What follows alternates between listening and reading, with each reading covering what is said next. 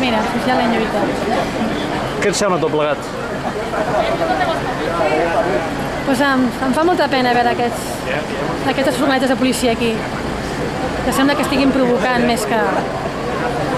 Fa molta pena, la veritat. Tindrien que deixar que la gent passés tranquil·lament i es manifestés com té dret a fer la gent. I com ells segurament també voldrien fer, però suposo que no els hi deixen.